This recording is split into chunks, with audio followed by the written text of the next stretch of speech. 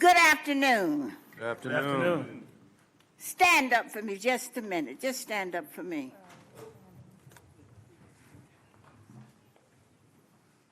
You need the exercise. Thank you.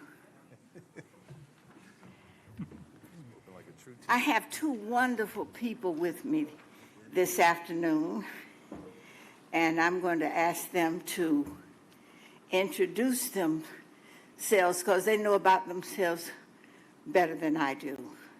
Introduce yourselves. Hey, good afternoon, everyone. I am LaShonda Hart. I am the Interim Director of Housing and Community Development. Hey everyone, I'm Samantha Cutinello. I'm the Facility Maintenance Manager for the county and also help manage the Critical Home Repair Program. Let me first say thank you to the manager of this great organization and to our chairperson, who is first of all a father, a husband, and a son. We appreciate you, son. Thank you for your leadership. Is anybody listening? Does anybody care? And we're at the end of the day, and I'm not going to hold you long because I'm tired too.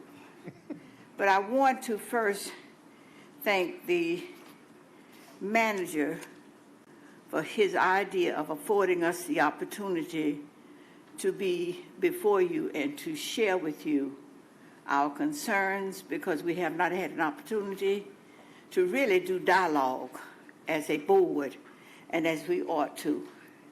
Many of us are long-winded. 3 minutes is just not enough. We just get cranked up. Many of us are short-winded, and we resent those who talk a long time because I want you to sit down and be quiet. But I'm going to get started now. I was at West Charlotte Recreation Center about 6 years ago. And while there, the seniors were there, senior citizens. How many senior citizens do we have in this room today? Don't be ashamed to say it, because some of you resent people with age, and you talk about us and say we can't remember anything, that we got Alzheimer's, and you do it in Washington, D.C. Yeah, I brought it up, but I'll still bring it up. Don't look at me like that, Mr. Chairman. So right now, I want you to know that the idea hit me because there were many, many senior women at this affair, and they were complaining about the condition of their homes. And I thought, what can we do as a county and provide them with the resources needed to help to correct and make life just a little bit better for them within the confines of their homes. After that meeting, I thought about it, and I said, we're going to start something new, and that is critical home repair for you, because you have given your lives, you've sacrificed, raised your families, and now you are in need of support. So what can the county do to make life just a little bit better for you? So when I said that, many of them began to talk about what the problems were. It was the front porch. It was needing flooring in the kitchen. One family had a husband who was critically ill. She did not have hot water, and she didn't have a clean facility with which she was residing in. So I said to her, wait until after this meeting that we are having now, and we will talk about what we can provide for you and your family later. So I called it Critical Home Facilities Repairs. And the first person to call me after we talked about it was Calvin Brown's wife, who was an attorney and a great Omega man, honest man, who was at this meeting. And the first thing she said to me, Leake, I need my gutters cleaned out. I said, you don't need a back porch? You don't need any windows? You don't need anything else? She said, no, I just need my gutters cleaned out. I said, well, write it on paper, put your name, your age, and your address. But there has to be some stipulations as to how you can qualify for the county to do this, because we're asking for the budget to be changed to add us to the budget so that we can provide those services for you. So in that process, Dina saw fit to name this young lady as its leader. And what was the title that she gave you? Affordable Housing Program Manager, And what did the new manager give you? Interim Director, Office of Housing and Community Development. Did you hear what she said? Thank you. Let me say thank you to him for affording you that opportunity. Now, young lady, tell us who you are. I'm Samantha Cutinello. I'm the facility maintenance manager for the county and also assist in managing the program for critical home repairs. Isn't that wonderful? Two wonderful young women who heads this program with us and for us. So at this time, I'm going to say again, it was not just about what was wrong with the homes, but it was the feeling that they were in need and who was going to help them. Their lives had been spent, as I stated, helping their families to provide for themselves, getting a decent job. Several of those women has worked as house cleaners. Many of them had received their homes from their husbands who had passed or either was ill. But those were one of the same issues that all of them had, was to make sure that they had some criteria by which they had to meet to make sure they were eligible for this process. So if you tell us what those criteria are.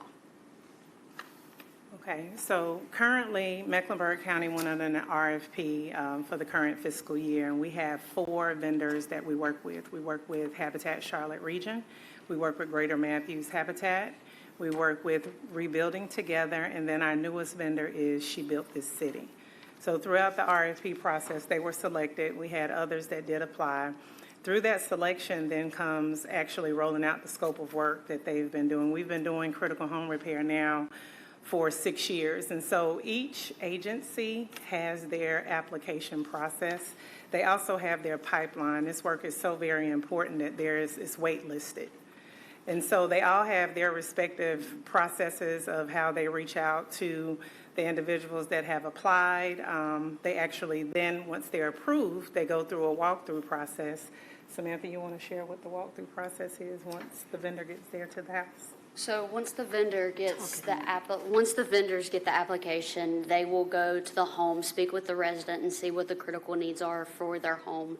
Once they talk to other vendors, subcontractors, and things, they will create a scope of work, which then is where my team becomes involved, and we do a pre-walk with the critical home repair vendor so that we can see what work is being requested for the county to pay for, and so that we have some pre-job photos. We can make sure permits, inspections, those kinds of things are handled right, because our biggest goal for AFM and critical home repair is to make sure that our community is being taken care of in a proper way, and that the work is being done the best way it needs to be, and that we're leaving them with a much better situation than what they came to us for help with. At this time, I'm going to say to you that we have helped 450 households with the critical care process. How much has it cost us, Mr. Treasurer, if you have that information? So I believe that we talked about that today, and it's about $9.3 million over the last. Say it louder so they can. $9.3 million is how much we have spent on critical home repair since we started the program. Already we have spent $9.3 million in this process. And hopefully we will not vote it down, but continue to provide the services that's needed for our people within the confines of Mecklenburg County specifically. And to say 450 households, I'm not sure how many houses but that's the number of homes that we were able to service. The other part that we want to add to that is to continue the process. Now, we talked about what it is and what happens. You may have some questions is how did you find the need for doing this? I said that. We do a lot of talking. My thing is to come up with action. So you've heard the actions already. We've serviced 450 homes already, and there's a waiting list of 300 or more now waiting to be serviced.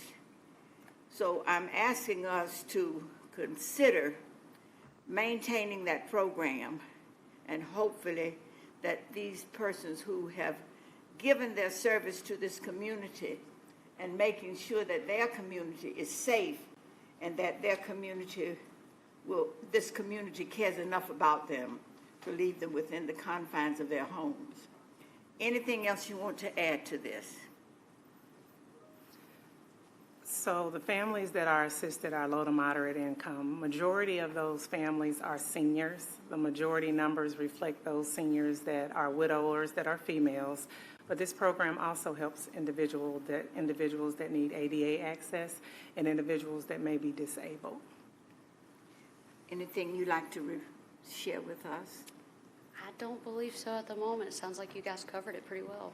Well, is it hard to find those who are capable of fulfilling the responsibility of doing the work? It is very hard to find contractors or vendors who want to get into this type of work, mainly because a lot of the homes you're dealing with are older. There has to be a lot of lead-based testing, things like that, and then you have to do the remediation work. So we're trying to work with some different agencies to see what we can do to kind of streamline that process and try to get some more contractors in the area interested in joining us to hopefully do more homes.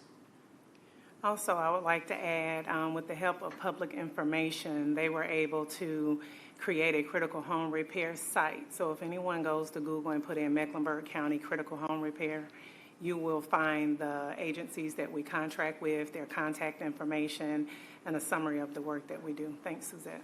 And also stating it's not apartments.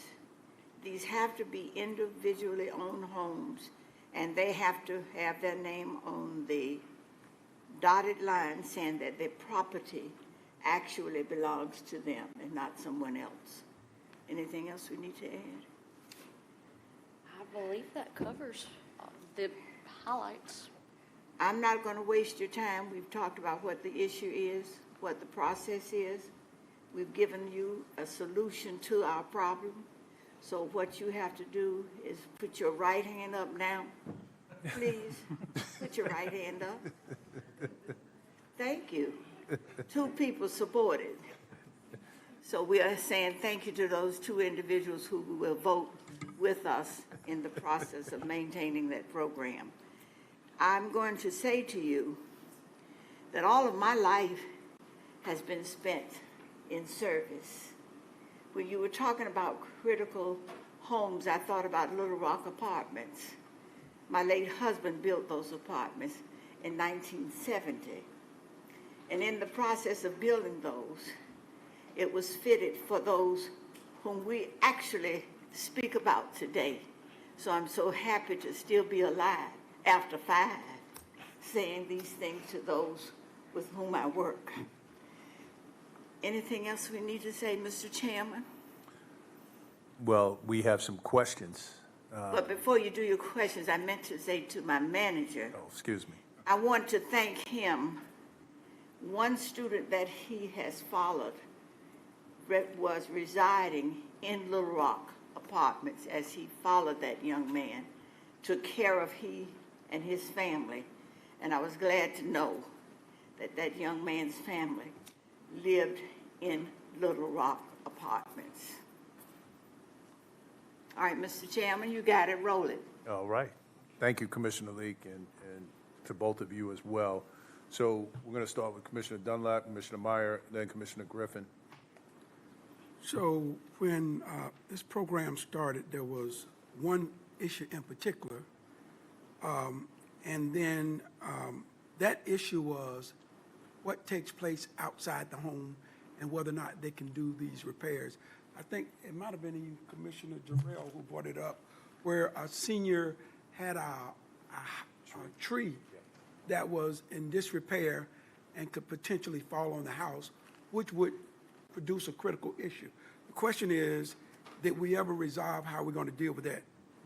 And whether or not it's going to be covered under critical home repair, and then whether or not there are limits to the amount that you spend per house.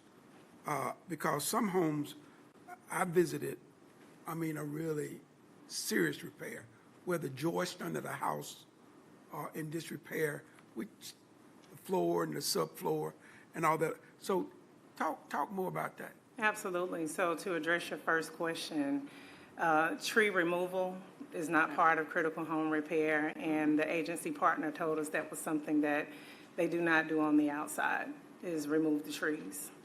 So I think they did make that clear and communicate, share today. Did you get that communication then?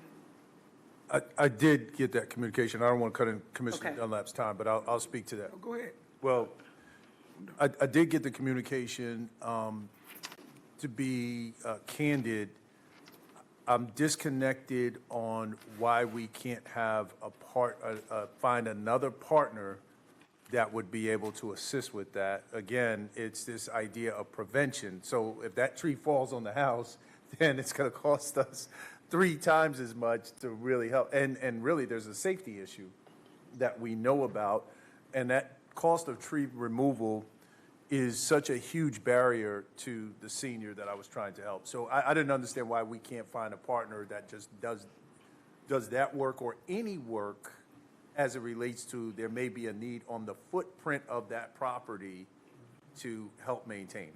So I think that that'll be a good action item for us to check into, because in addition to having critical home repair, there can be forces outside of the home that could cause there to be a critical home repair in the event that that happens.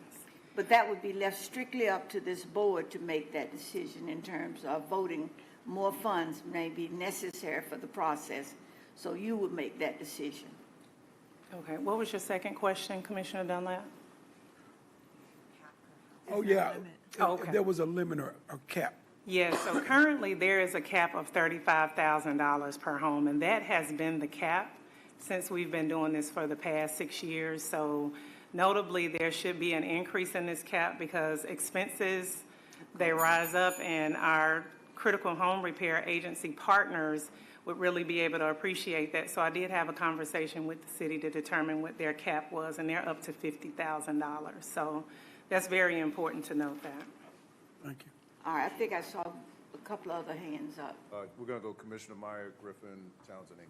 Thank you. Thank you. Do any of the agencies that we partner with accept volunteers to do these repairs? No. They do, and then they have like a formal like training program, because like with Habitat for Humanity, I know they do it on the home ownership side. With the critical home repair, there is some training that they have to do before they, allow someone to work with them to do it and have the necessarily credentials.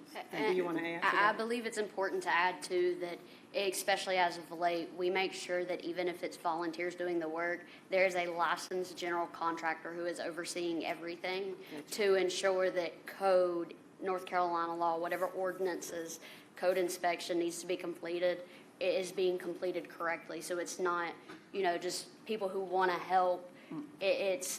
They're being supervised by somebody who's a professional and knows what needs to be done. So would you say that half of the work is being done by volunteers? Do you She know? didn't say they were done by volunteers. How many, out of the projects that we do, say, in a year? So I would have to get that information and get that to you. Thank you. You're welcome. Thank you. Commissioner Griffin. I think it's a phenomenal program. I hope we take a look at the 35,000, limit to see if it can be increased because of the cost of repairing, gutters and windows and those type of things and floor joists.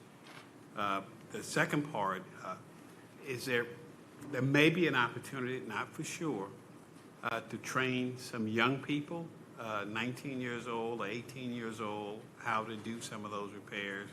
Maybe help them get into a business so they can be insured and bonded and might be able to do things independently, because there's a lot of old houses in Mecklenburg County. So when I check with the agencies to see what they do in that volunteer space, I'll find out what type of programs they have that exist where they possibly could be doing that now. Thank you, ma'am. Thank you, Mr. Chairman. Commissioner Townsend Ingram. Thank you, Mr. Chair. Yeah, this is a phenomenal program. I have two questions. One, is there both an age and an income limit? And if so, what is the percentage of AMI? And then two, does the person have to own the home, or is it Yes. also that they're renting? Because I know a lot of, particularly elderly people, they're living in dwellings that are unsafe, and the landlords will not fix them up or can't fix them up because they don't have the income to do it. Yeah, those are my questions. That was one of the stipulations, that you had to own your property. We're not fixing up someone else's property, but the property that's owned by the individual that lives within the confines of the home. And then what is the income and age requirements or limit as it relates to AMI and age? So our combined household income is not to exceed 80% of the area median income is set by HUD. And currently, there is no age limit.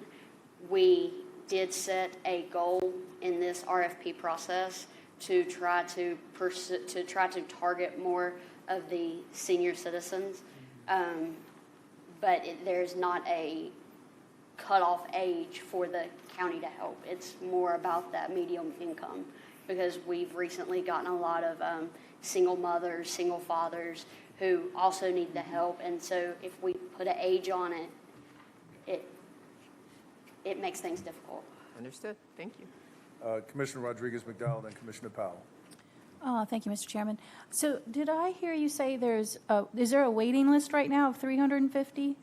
Or did you say something about 350 were waiting? There is a wait list. I do not have the individual numbers for those agencies to know. It's just we do not have enough of agencies to do this great work. And so there is a pipeline that exists. Okay. And I also think I heard you say the city has a similar program.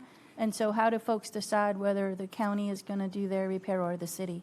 So the city also funds the same vendors that we fund. So we keep in communications with each other to ensure that there is not an overlap and we have more of alignment. There are conversations that we're currently having to just see about having one point of entry for applications so that seniors are not completing multiple applications and there's not an overlap of work that's happening.